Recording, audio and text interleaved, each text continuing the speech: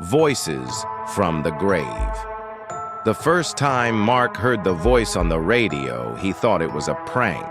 A crackling transmission, soft, broken static, and then a whisper, "Mark, can you hear me?"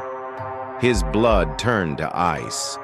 The voice belonged to his dead father. The beginning of the nightmare. Mark had inherited the old shortwave radio from his grandfather, an antique collector.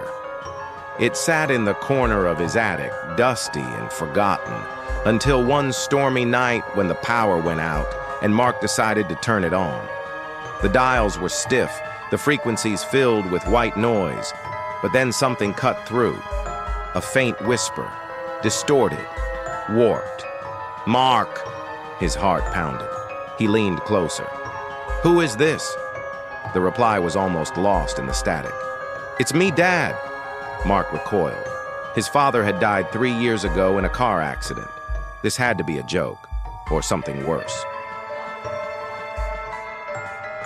The radio knows too much.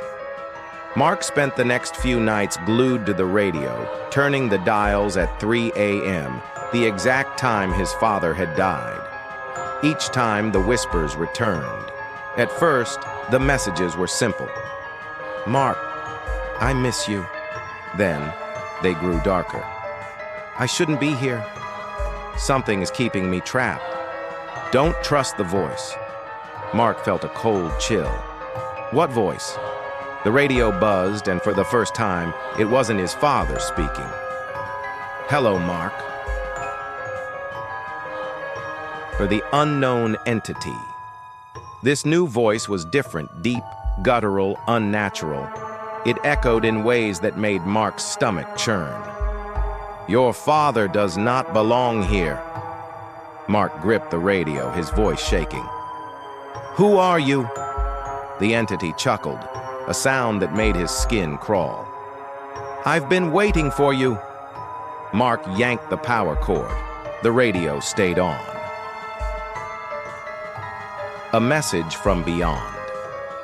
The next night, Mark refused to turn the radio on, but at exactly 3 a.m., the static returned on its own, and his father's voice, desperate and broken, whispered, "Help me, please." Mark's hands shook as he turned the dial. "How? What do I do?" Silence. Then the deep voice returned. "Open the door." His breath hitched. "What door?" The light in the room flickered.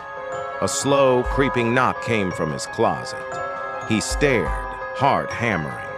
The voice in the radio laughed. The truth unveiled. Mark spent the next day researching ghost transmissions. He found stories of spirits trapped in limbo, reaching out through frequencies. But something caught his eye. A forum post titled, "Do not trust the voice." The post described identical experiences, the whispers, the requests for help, the sinister voice that followed.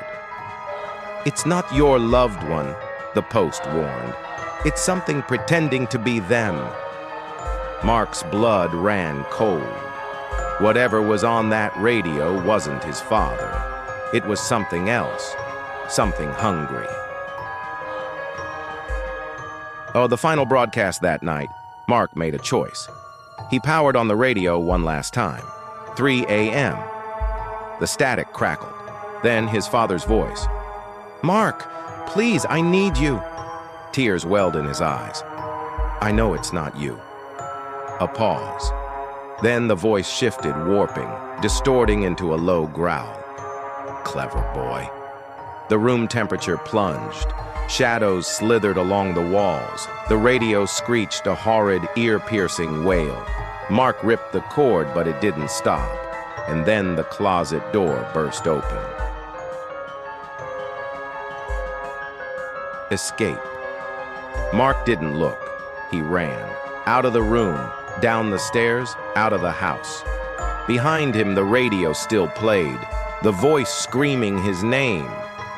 By morning, Mark was gone. His house abandoned. The only thing left behind was the radio, still tuned to static.